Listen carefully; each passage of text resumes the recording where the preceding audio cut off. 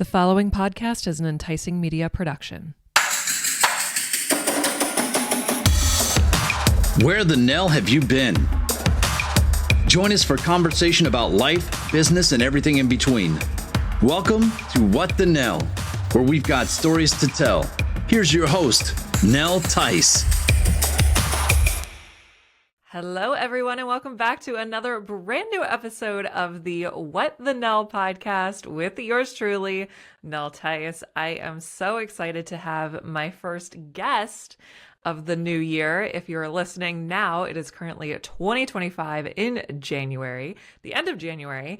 And I'm super excited to talk to this local person. But before I do, I want to remind you that coming up, we have some really special episodes on the Ecopreneur's Edge podcast edition and some really exciting episodes for What the Nell as well. But there will be some news coming up that you'll want to stay tuned for.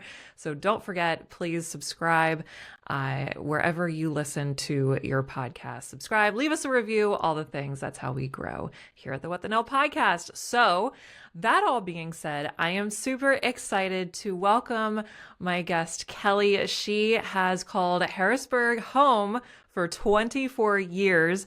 She has served as an associate pastor at Market Square Presbyterian Church in downtown Harrisburg for over 20 years, where she worked with young people and helped to create an alternative worshiping community that thrived for 12 years. She is now thrilled to be serving with the Circle Harrisburg. She loves forming community and honoring the voices of those so often pushed to the margins. Kelly, welcome to the What the Nell podcast. Well, thank you. I'm so glad to be here. Yeah, I really appreciate it. I thank you for being here. I'm super excited because let's just say the topic of religion is something that has rarely come up on the What the Nell podcast. You know, we are entrepreneurship based and business based here. And that's probably why it hasn't come up quite as often. However, it has come up before because, like most things, there are business aspects of this, what you're doing. So give us a little bit of your background, your story, what has led you to this point in your life. As you said, I moved to Harrisburg in 2000, and I was serving a congregation in downtown Harrisburg. It was a wonderful place to serve. I worked with young people and young adults. I loved it. I loved working with young people in particular. During that time, I took a sabbatical and spent some time really thinking about those people in the community that were not well served by the church, those who tend to find themselves a little bit more on the outside. And so when I returned from sabbatical, where I had done some research and visiting other communities who were doing very alternative kinds of forms of worship, I returned and made a suggestion to the larger congregation and worked with several others to bring into existence what was called alternative worship experience, or AWE.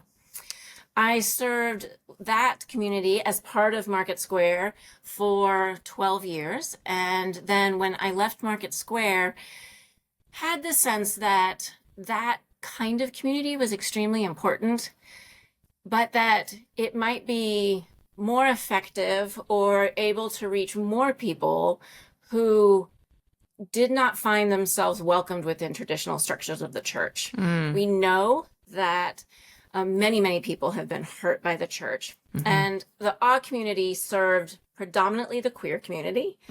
And that's a community that really has had a difficult experience with traditional churches, with the structure, with the theology.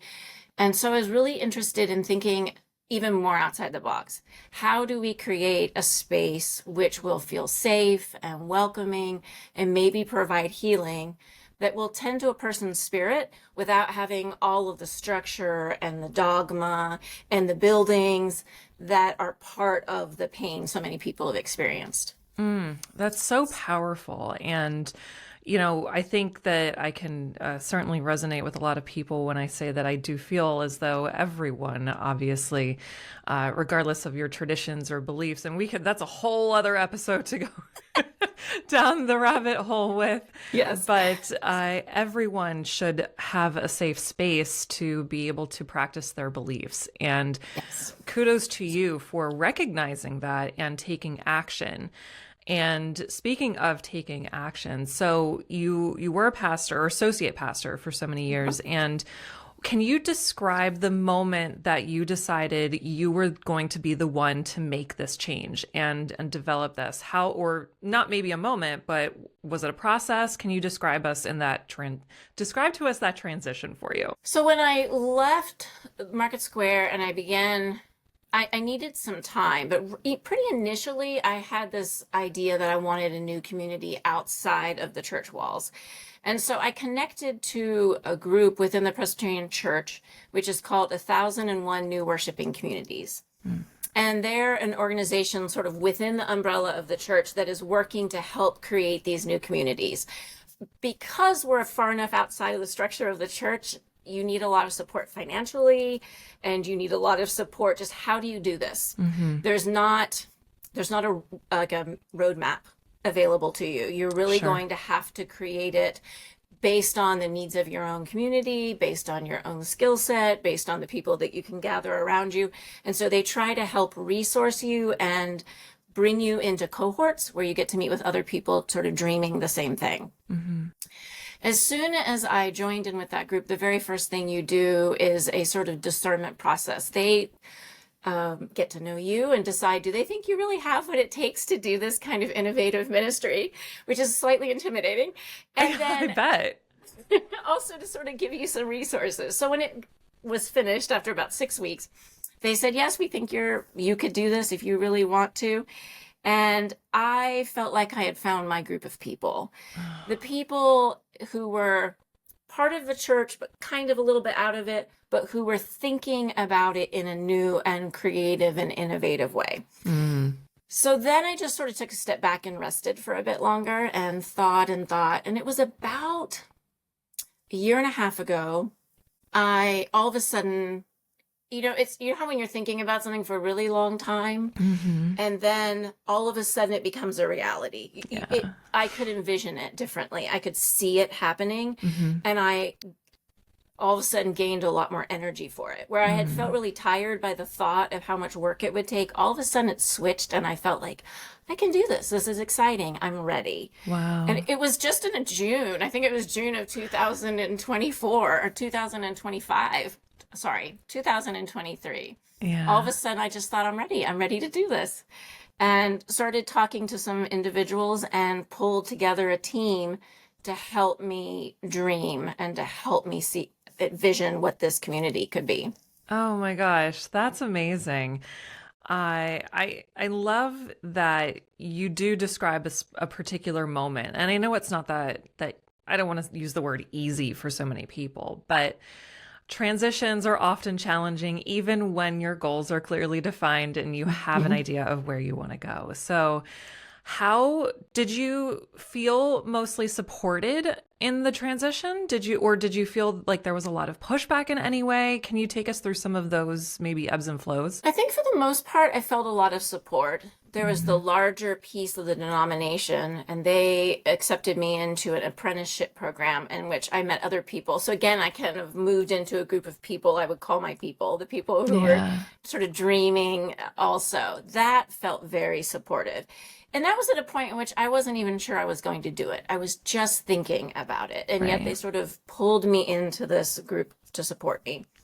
Then, so the Presbyterians have a governing body called the Presbytery. Mm-hmm. And that body oversees all of the pastors in the area. Mm-hmm. And so that body, I began working with them to create a structure to provide support for these new little communities, because we really had no oversight, no support, no financial support. Right. Which is That's essential. Yeah. And so I worked with them as well to create a structure, which we now have. We have a new Worshiping Communities Commission. It's a group of people who are passionate about this kind of work and care about it. They may not be doing it themselves, but they want to support it. I think some of the resistance came in my own being, that knowing how much work this would require, knowing how much it would take out of me. And so I think the switch came when I finally realized my desire to do something was more than my fear of the draining, that it would drain me. I think that was that switch. All of a sudden, I wanted it more than I was afraid of it. Oh, no, that's so good. And it's interesting because I think that's kind of like the scale, right? Where we're always looking for that balance or that harmony or whatever word you use. That's what tips the scale, is the desire to do what you're looking to do weighs out the fear and the anxiety behind and the not wanting to.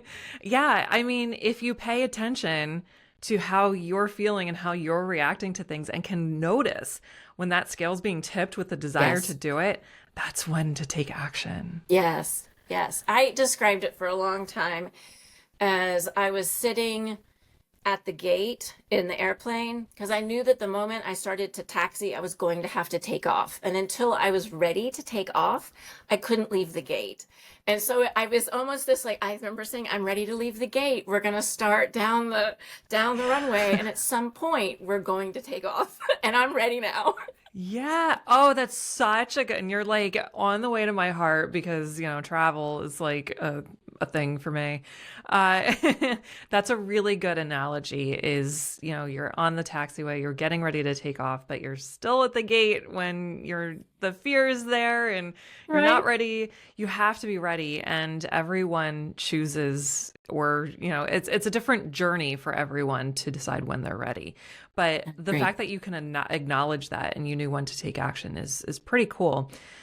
Do you feel, so I'm a little familiar with the Presbytery. We have a mutual connection. Yes. I believe Rob Cochran, who is my husband's co-host on the Drunk Squirrel podcast. And, he is the youth pastor at our church, St. Andrew's Presbyterian in Lebanon, Pennsylvania. And, just from conversing with him and being in the church for a little while, I'm a little familiar with the Presbytery. At least I've heard the term, and how things kind of at least present themselves. Do you feel like being part of the Presbytery or the Presbyterian denomination has helped you in this journey versus maybe a few other denominations that we have? That's a good question. I think I am not familiar enough with a lot of the other denominations to say a lot, except that I do think the Presbyterian Church, as its larger national body, has made a deep commitment to these new communities. Mm-hmm. I wouldn't say that every Presbyterian or that every Presbyterian church or every presbytery is really excited about these communities. Mm-hmm. I mean, I think there's church right now. A lot of churches are dying.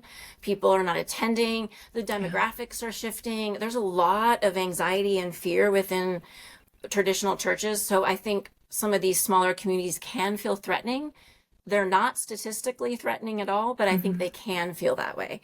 Mm-hmm. And so I wouldn't say every Presbyterian is particularly excited, but the larger denomination seems to understand that this is really one of the leading edges of where maybe churches can head, and that these big institutions may not exist in 20 years, but these small, tiny communities that are tending to very specific needs and specific communities and specific demographics may have a life and may be a good way to tend to people, to build community in non-traditional and creative ways. Yeah, I love that. And I can see your answer resonates with how my husband and I have felt about basically even us being in church for so long. COVID changed a lot of things for a lot of people. Yes. And one of the things that it changed for us was how we devote our time.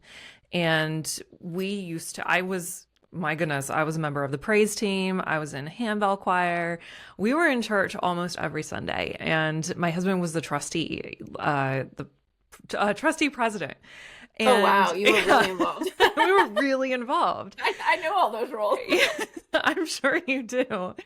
There were a few incidents that happened while he was trustee president that, obviously no one's fault, but there was a huge storm. The steeple blew off the church. There was a massive sinkhole in the parking lot. All of these things, which you would think maybe God, the universe, whatever you believe in, is saying, maybe you should take a step back.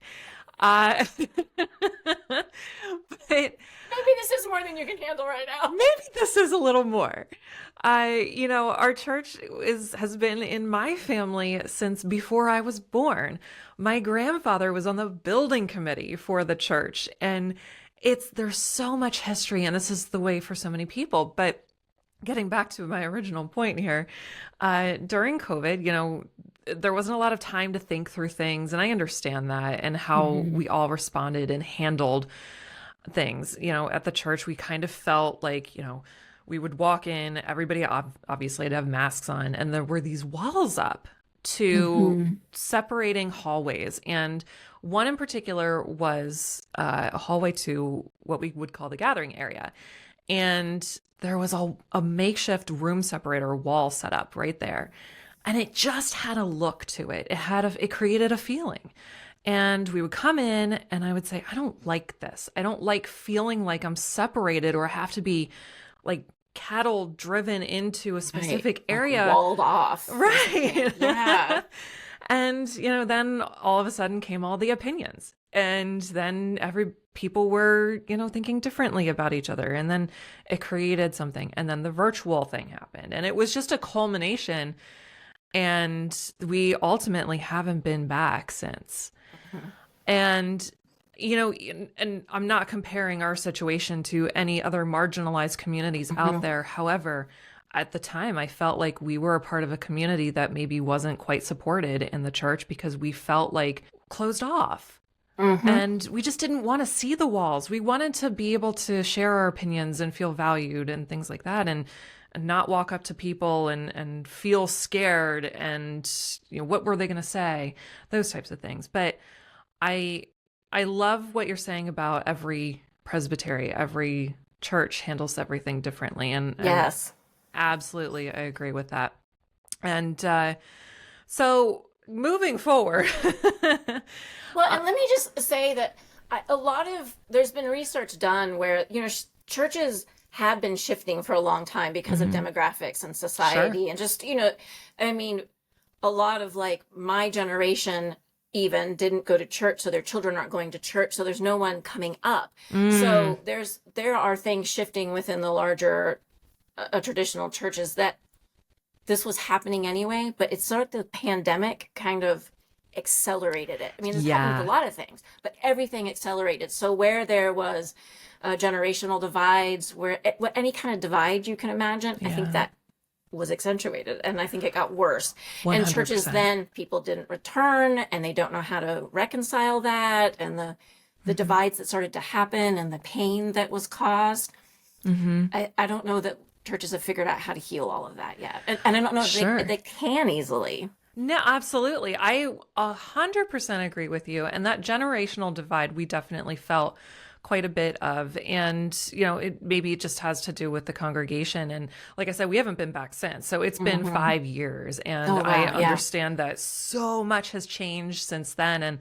And it really is a beautiful place. And there are people there that we love and people that we've met that we've made lifelong friends with. And that's truly what church should be about, I honestly think. And the community that you're creating through the circle. So tell us, like, who attends, like, how do you kind of run things? Like, what makes the circle different from traditional worship? So we articulate ourselves as an intergenerational, queer-centered community that tends to the spirit. The languaging is very important. Leads with curiosity and seeks wholeness together. So all of that is very intentional in the way we are trying to define ourselves and who we're trying to welcome.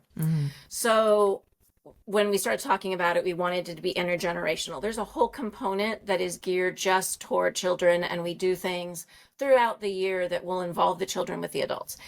Queer-centered was important, and we had a lot of conversation around this. Often what happens in communities is that we say, you know, you're welcome regardless of this, this, and this. Right. And we're trying to say and flip that a little bit and say, no, actually, the leadership and the voices that we're going to listen to are queer. This is not to exclude anyone. It's to make sure those who often feel excluded are included. With the assumption that if it's safe for a trans person, with the signage, the bathrooms, whatever, we're thinking through how we do pronouns, that when you enter, we're also making the space safe for you if you're straight. Sure. Because we're still going to think through all of the ways in which people feel welcomed and made to be safe, you know, feel safe. Yeah. And then we use 10 to the spirit because, again, we're trying to veer away from really religious language. Love that. You know, when somebody asked me after a gathering, so what is your role? Clearly not very specific.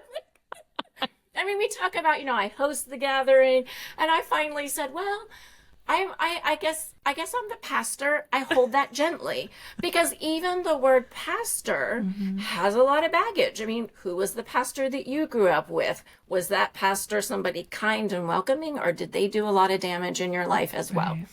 And so we've had to be very thoughtful about our language. And our understanding is that there's a whole part of a person, right? There's your emotions, there's your physical being, and there's this spiritual part of our being that we seek to nourish, and the church has sought to nourish, but because of the many mistakes and terrible things the church has done in the past, it is not able to do that. But for many people, it is not a safe space in which to enter. And so we're careful about our language.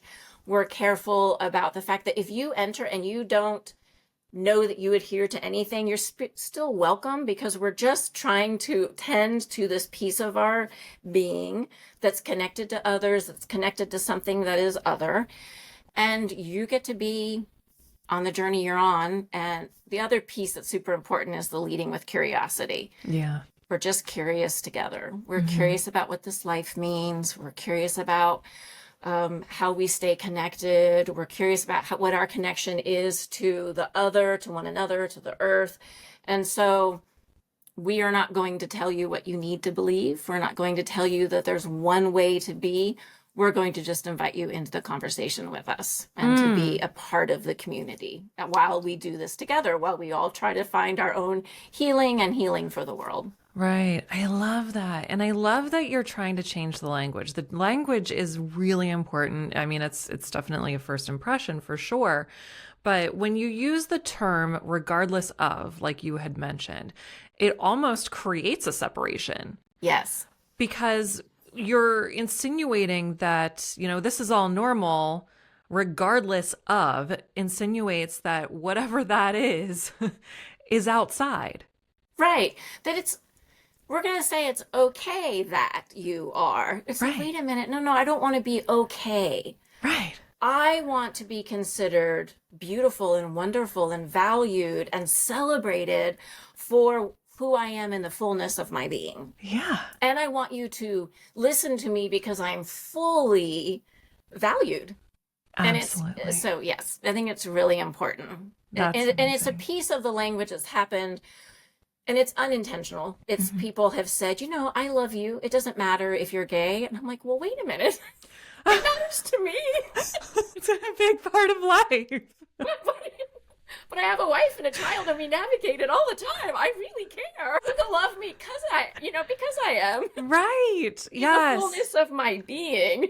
Yes. It's who you are that is really important. That's a big part of who you are. And and it's about how I already navigate the world, you know, so it means some certain things about how I see the world, about how I might enter a space. It's just, which is why it's so lovely when you create a community where you know that all of us or many of us have a similar experience.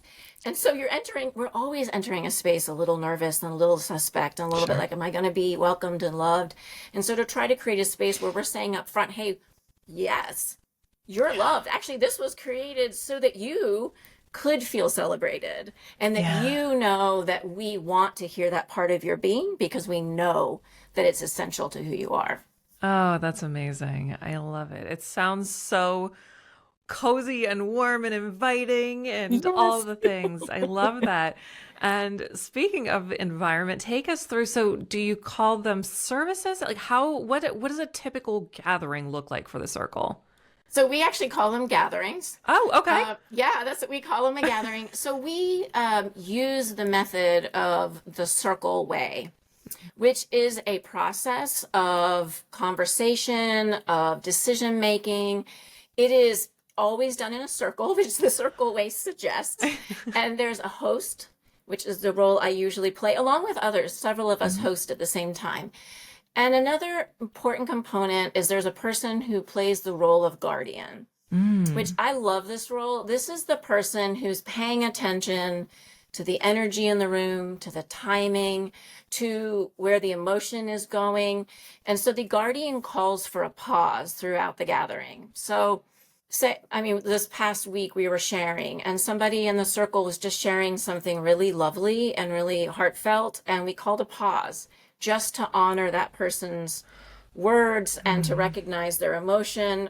Because often most of us need to take a break and breathe in and like allow that to settle. Yeah. Our society moves so fast, right? Like and conversations go like this.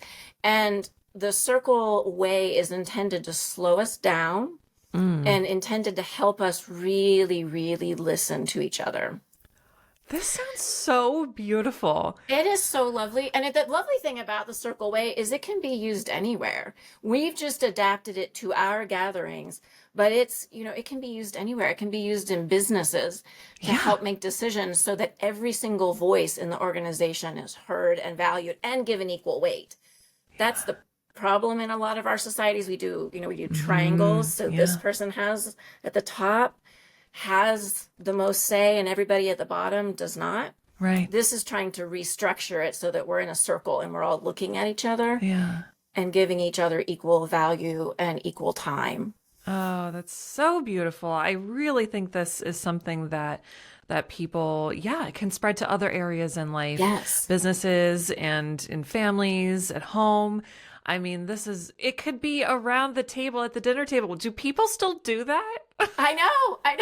So our gatherings begin with, we welcome and we gather and we do sort of a ritual in which we place an item that we've brought from home or one that we've collected. We have a basket full of these items and you place it on the table to recognize your presence there. However it is you're showing up. So I might bring a dryer ball, those little felted balls, because I feel like I'm just bouncing around in my life.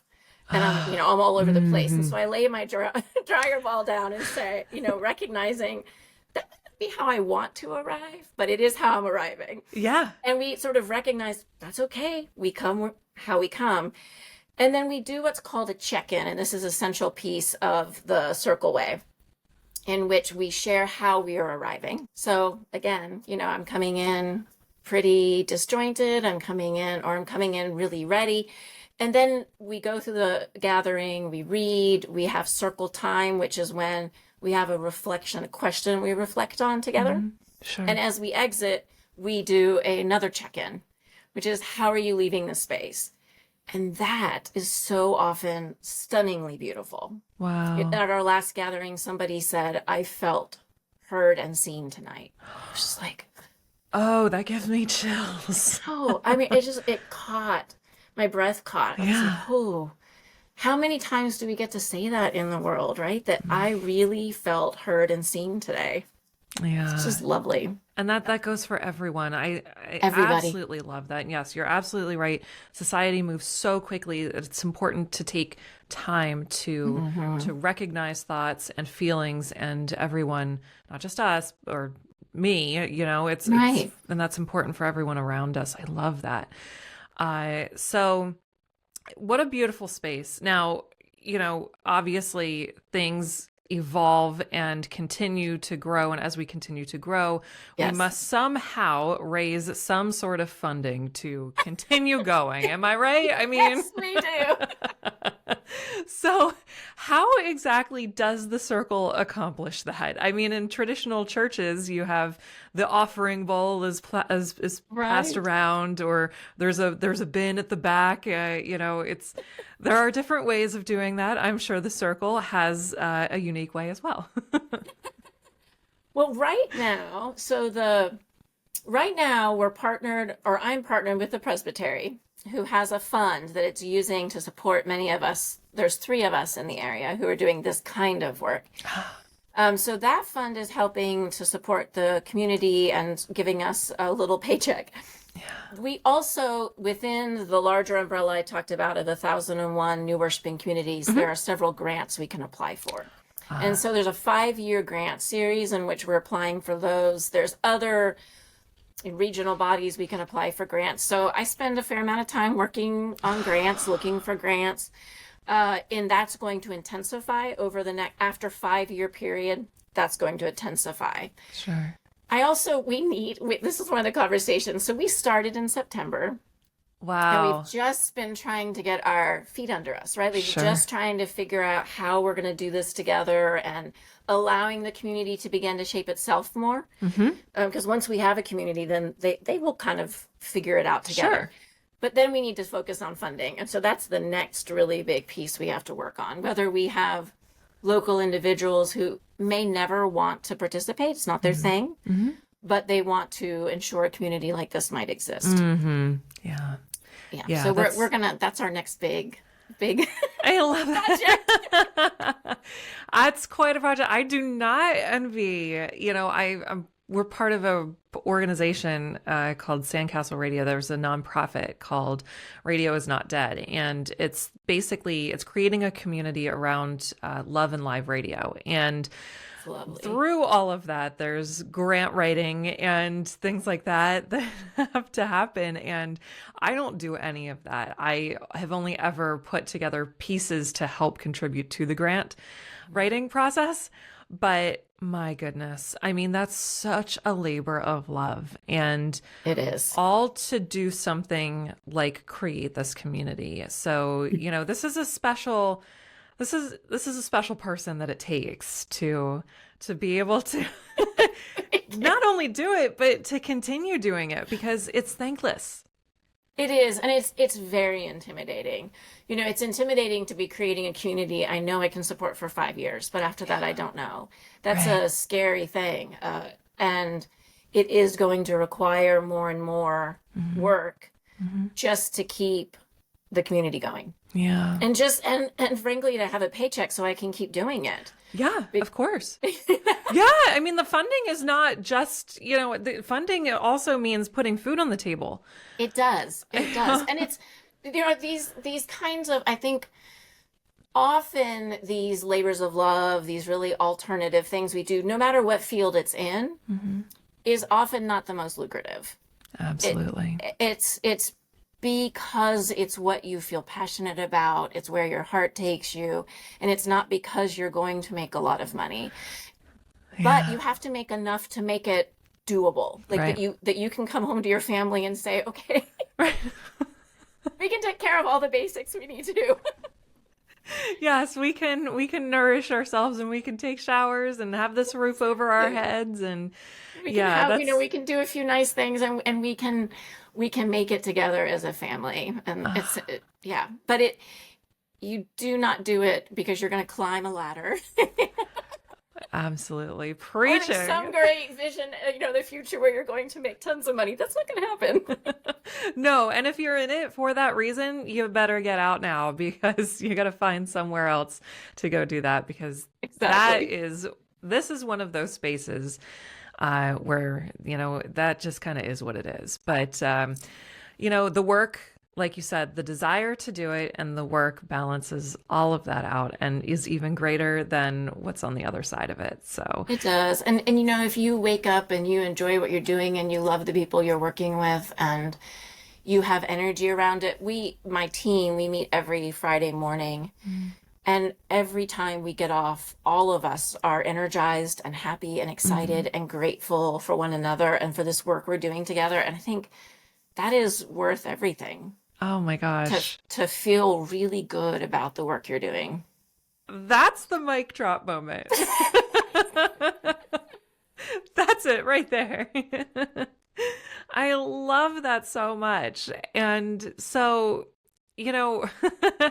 not to change subjects, but switching gears a little bit, because that is the perfect place to round out the conversation.